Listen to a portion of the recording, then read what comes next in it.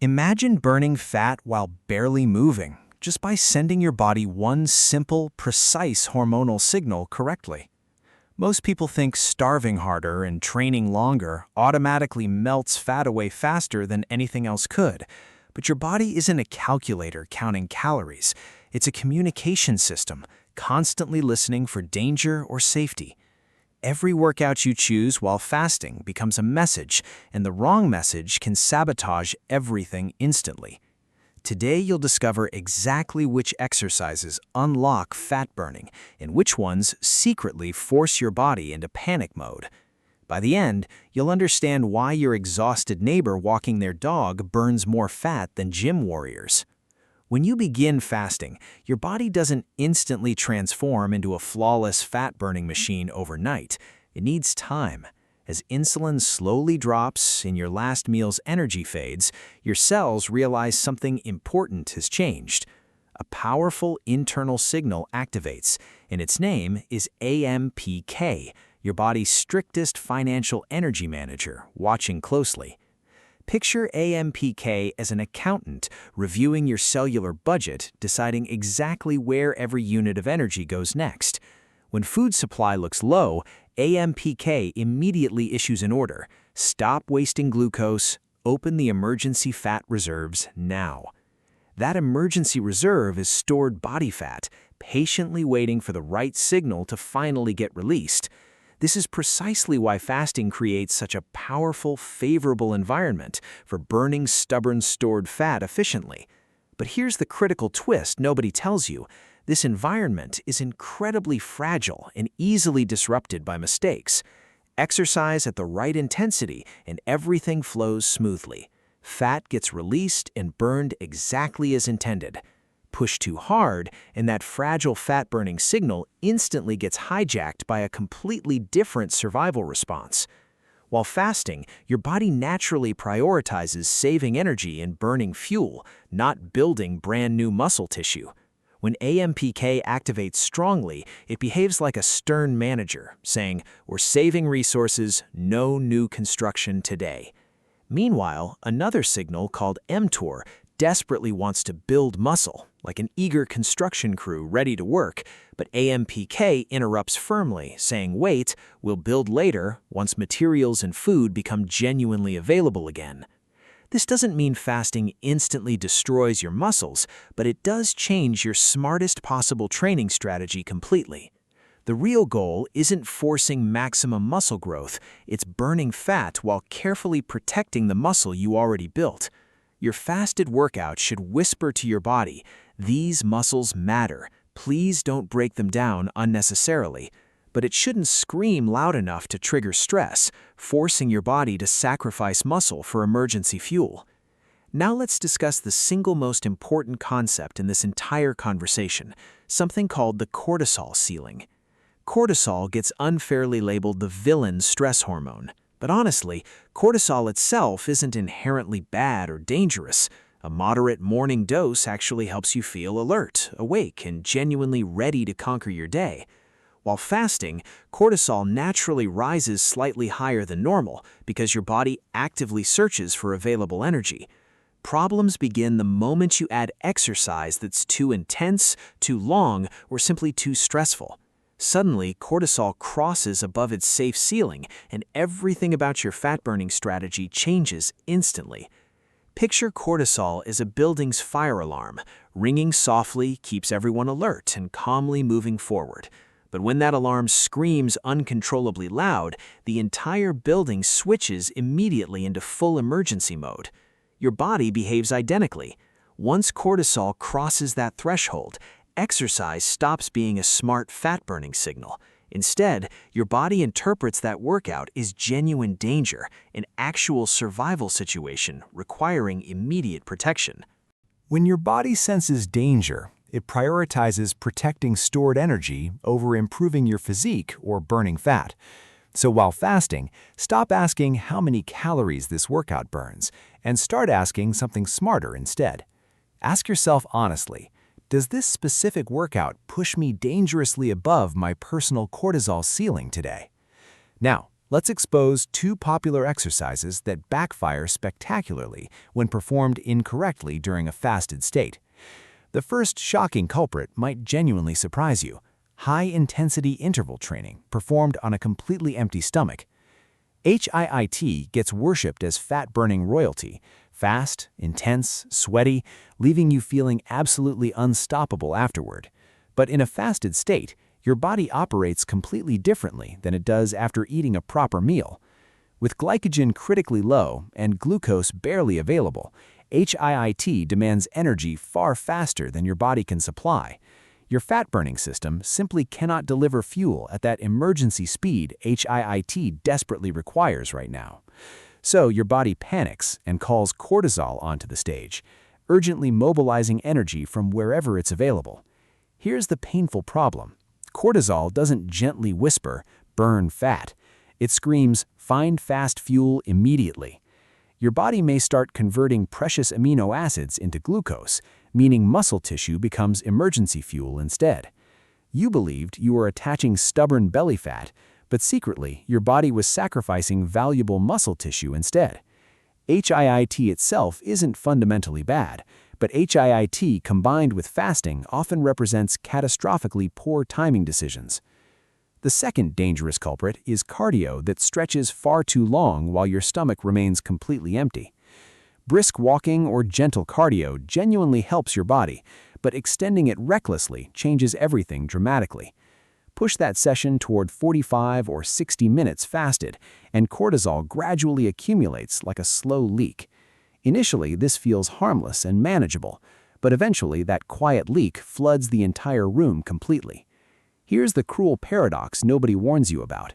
You're exercising specifically to burn belly fat successfully, but prolonged elevated cortisol convinces your body it's under genuine threat, forcing it to protect energy desperately. It's not that you weren't trying hard enough. You were trying in exactly the wrong direction entirely. Now that we understand these dangerous traps, let's explore 5 exercises perfectly suited for fasted training success. The first option sounds almost embarrassingly simple, maybe even boring, but don't underestimate its remarkable hidden power. Zone 2 walking means brisk walking or gentle cycling at a pace allowing comfortable ongoing conversation throughout. Your breathing quickens slightly, but you're never gasping desperately for air during this controlled, steady pace. That undramatic, unglamorous quality is precisely what makes Zone 2 walking so surprisingly effective for fat loss. While fasting, insulin drops naturally, AMPK activates properly, and your body gains genuine access to stored fat. Choose moderate intensity, and cortisol stays comfortably controlled, allowing fat burning to continue steadily without unnecessary interruption. Zone 2 walking resembles unlocking your fat storage warehouse gently with the correct key. No forced entry. There's no door kicking, no blaring alarms, just smooth, quiet, sustainable access to stored fat reserves. Try walking briskly for 30 to 45 minutes each morning, fasted, or after black coffee comfortably. Funny enough, your ordinary neighbor walking their dog daily might optimize hormones better than exhausted gym warriors nearby. The second powerful exercise is fasted resistance training strategically performed during your fasting window each morning. Your body isn't prioritizing maximum muscle growth right now, but it still desperately needs a preservation signal sent. Without that crucial signal, your body might assume certain muscle tissue has become genuinely unnecessary and expendable. Resistance training functions like an urgent memo sent to your cells. This muscle group remains actively essential. Use weights, resistance bands, body weight push-ups, squats, or gentle compound movements without overwhelming exhaustion involved. The goal isn't destroying yourself completely, it's reminding your body to preserve muscle while burning fat efficiently. If you lift weights fasted, always break your fast afterward with a genuinely protein-rich, nourishing meal choice. Your body needs proper raw materials available to repair and rebuild the muscle tissue you just worked. The third exercise involves one single short sprint, lasting only 20 to 30 explosive seconds total. This might sound strange initially, but one brief, all-out sprint sends an incredibly powerful hormonal wake-up signal. However, remember this golden rule carefully. Only one sprint. Never turn this into 8 brutal intervals. One sprint resembles pressing a button that wakes your entire hormonal system gently and purposefully awake. Keep pressing that button repeatedly, though, and your body stops hearing signal, starts hearing complete chaotic noise. After completing one sprint, immediately transition into Zone 2 walking or gentle, moderate movement afterward calmly. The fourth recommended exercise involves yoga and dedicated mobility work, surprisingly powerful for fasted training success. While fasting, your nervous system often feels slightly alert already, meaning additional pressure isn't always necessary here. Yoga, stretching, and mobility work lower nervous system volume, support deeper breathing, and reduce physical stiffness. Your competitive ego might crave intense HIIT, but your elevated cortisol levels are quietly begging for yoga instead. The fifth exercise proves especially fascinating because it actually begins before you're even officially fasting yet. Walking gently after your final evening meal, just 20 to 30 minutes, changes everything dramatically overnight. This gentle post-dinner walk helps your body handle glucose better, allowing insulin levels to drop smoothly afterward. It creates a genuinely cleaner fat-burning window throughout your entire overnight fasting period while sleeping peacefully. In a funny sense, that post-dinner walk texts insulin directly, saying your shift has officially ended now. Once insulin clocks out completely, your overnight fat-burning shift can genuinely begin working through the night. Effective fasting doesn't merely begin tomorrow morning, it actually begins tonight, right after your final meal ends. The exercises you choose matter enormously, but so does the specific sequence and timing you follow carefully. A genuinely smart system begins the previous night, immediately following your final meal of the day. Take that light 20 to 30-minute walk, helping clear post-meal traffic and support smoother glucose handling. Afterward, try stopping all eating roughly 2 to 3 hours before bedtime for maximum hormonal benefit. When your digestive system feels lighter, insulin doesn't work overtime, allowing genuinely more stable overnight hormonal balance.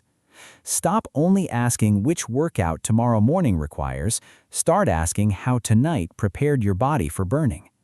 If your body feels genuinely fine, you don't need to eat immediately upon waking each morning. Drink water or black coffee comfortably, then attempt 30 to 45 minutes of Zone 2 walking.